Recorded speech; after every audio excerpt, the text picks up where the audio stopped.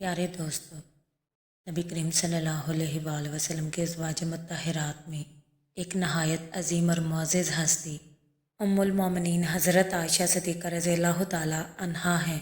आप खलीफा अव्वल हज़रत अबू बकर सिद्दीक़ रज़ियल्लाहु ताला अन्हा की साहबजादी और रसूल करीम सल्लल्लाहु अलैहि वसल्लम की महबूब ज़ौजा थीं। आपकी ज़िंदगी इल्म, तक़वा और इस्लाम की खिदमत से भरपूर थी।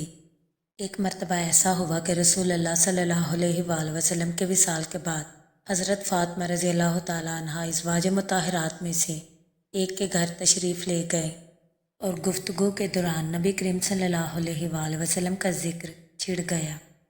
इस मौके पर सवाल किया गया कि ए फ़ातिमा, हमें ये बताएं कि रसूलुल्लाह सल्लल्लाहु अलैहि वसल्लम को सबसे ज़्यादा किससे मोहब्बत थी।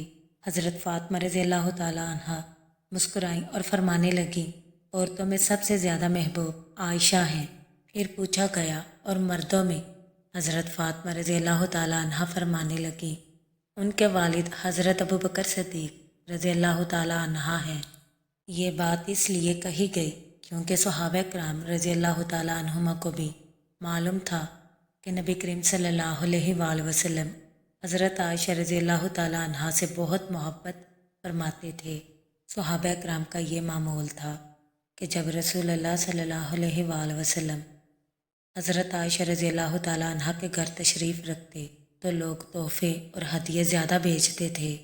इस बात पर अज़वाज मुत्तहरात ने आपस में मशवरा किया कि रसूलुल्लाह सल्लल्लाहु अलैहि वसल्लम से अर्ज़ किया जाए कि तोहफ़े सिर्फ़ हज़रत आयशा रज़ियल्लाहु ताला अन्हा के दिन ही ना भेजे जाएं, बल्कि जिस घर में आप सल्लल्लाहु अलैहि वसल्लम क़याम फरमाए वहाँ भी भेजे जाएं। इस मकसद के लिए उन्होंने हज़रत उम्मे सलमा रज़ियल्लाहु ताला अन्हा को रसूलुल्लाह सल्लल्लाहु अलैहि वसल्लम की खिदमत में भेजा। हज़रत उम्मे सलमा रज़ियल्लाहु ताला अन्हा अदब के साथ अर्ज़ करने लगी, या रसूलल्लाह सल्लल्लाहु अलैहि वसल्लम, लोग तोहफ़े ज़्यादातर उस वक्त भेजते हैं जब आप सल्लल्लाहु अलैहि वसल्लम हज़रत आयशा रज़ियल्लाहु ताला अन्हा के घर होते हैं। बेहतर होगा कि ये तोहफ़े हर घर में क़याम के दौरान भी भेजे जाएं। ये बात सुनकर नबी करीम सल्लल्लाहु अलैहि वसल्लम फरमाने लगे, ए उम्मे सलमा, मुझे आयशा के बारे में तकलीफ़ ना दिया करो। अल्लाह की कसम, मेरे ऊपर वही सिर्फ उसी वक्त नाजिल होती थी जब मैं आयशा के घर में होता था। ये जवाब सुनकर हज़रत उम्मे सलमा रज़ियल्लाहु ताला अन्हा खामोशी से वापस आ गई। फिर अज़वाज मुत्तहरात ने आपस में मशवरा ये किया कि इस मरतबा हज़रत फ़ातिमा रज़ियल्लाहु ताला अन्हा को भेजा जाए। जब हज़रत फ़ातिमा रज़ियल्लाहु ताला अन्हा रसूलुल्लाह सल्लल्लाहु अलैहि वसल्लम के पास गई तो अर्ज़ किया, या रसूलुल्लाह सल्लल्लाहु अलैहि वसल्लम, लोग तोहफ़े ज़्यादातर उस वक्त भेजते हैं जब आप हज़रत आयशा रज़ियल्लाहु ताला अन्हा के घर होते हैं। क्या आप उन्हें ये ना फरमाएं कि जिस घर में आप हों वहाँ भी हदिया भेजें। रसूलुल्लाह सल्लल्लाहु अलैहि वसल्लम मोहब्बत भरे अंदाज में फरमाने लगे, मेरी प्यारी बेटी, जिससे मैं मोहब्बत करता हूँ, क्या तुम भी उससे मोहब्बत नहीं करती? हज़रत फ़ातिमा रज़ियल्लाहु ताला अन्हा ने अर्ज़ किया, क्यों नहीं या रसूलल्लाह सल्लल्लाहु अलैहि वसल्लम। तो आप सल्लल्लाहु अलैहि वसल्लम ने फरमाया, फिर आयशा से मोहब्बत किया करो, क्योंकि मुझे आयशा से मोहब्बत है। हज़रत आयशा रज़ियल्लाहु ताला अन्हा ना सिर्फ रसूलुल्लाह सल्लल्लाहु अलैहि वसल्लम की ज़ौजा थी, बल्कि इस्लाम की अजीम आलमा भी थी। आपसे हज़ारों अहादीस रवायत की गई। सहाबा कराम रज़ियल्लाहु ताला अन्हुमा और ताबाईन दीन मसाइल पूछने के लिए आपकी खिदमत में हाजिर होते थे। रसूलुल्लाह सल्लल्लाहु अलैहि वसल्लम के विसाल के बाद आपने कई दहाइयों तक उम्मत की रहनुमाई फरमाई।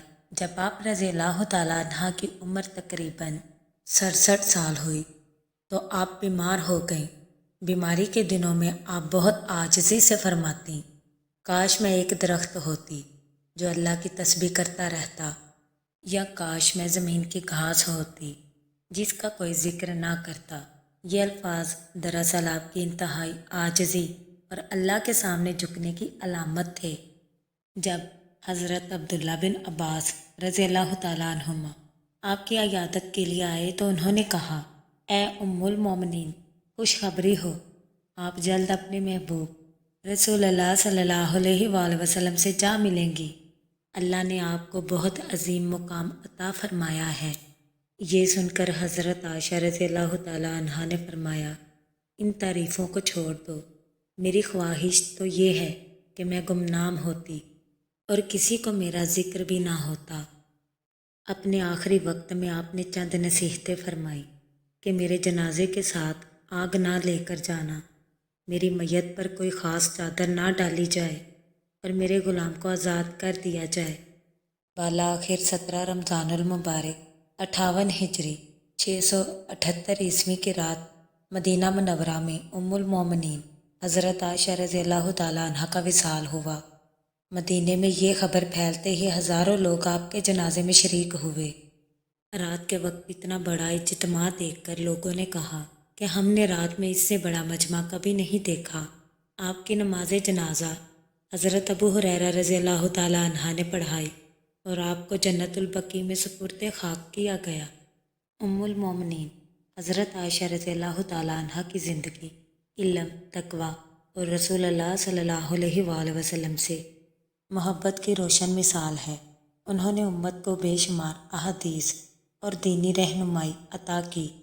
اللہ تعالیٰ ہمیں صحابہ کرام اور اہل بیت کی محبت نصیب فرمائے اور ان کے نقش قدم پر چلنے کی توفیق عطا فرمائے، آمین۔